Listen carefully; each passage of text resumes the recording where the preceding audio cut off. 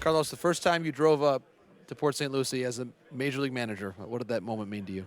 Special, excited. He's driving into to the complex the first day was surreal. It was something that uh, I've been waiting for a long time, and it was special. To put in a big league uniform uh, for the first time as a manager, and to be able to do it for the New York Mets. What an honor!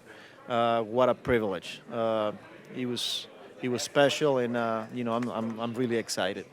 A lot of change for the Mets roster from last year to this year. What are the expectations for your ball club this season?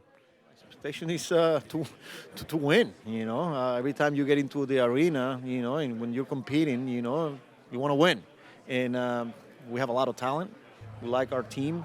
We were able to add depth to the roster, and look, we got good players, we got good people, and expectation. It's New York. It's New York. It's not a secret.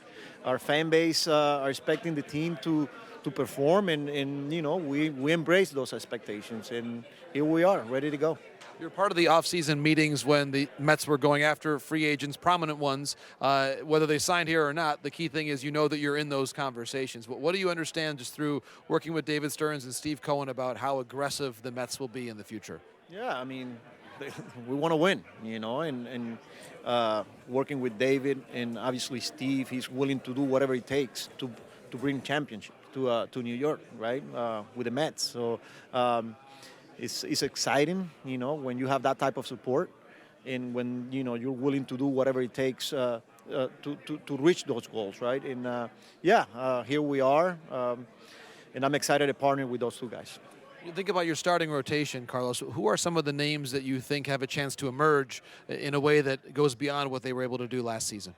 Look, we got a lot of options, right? And we added some depth as well. I could talk about. We start with Senga, right? What a year he had last year. But then we were able to add Severino, Sean Manaea, Adrian Hauser, and then don't forget about Quintana. This is established starters in the big leagues. And, and you add guys like Hello McGill and Lucchesi, and then we got a few kids in the minor leagues that are knocking at the door that, we got a good depth, we got good options, and I'm excited and looking forward to work with those guys. Luis Angel Acuna, what can we learn about him, and what do you already know about what a talented player he is? Yeah, I mean, obviously we all know about the talent, but this kid is hungry. This kid is wants to reach his goals, wants to get to the big leagues. Want to help these teams win as many games as possible, and I'm excited to watch him play and do his thing.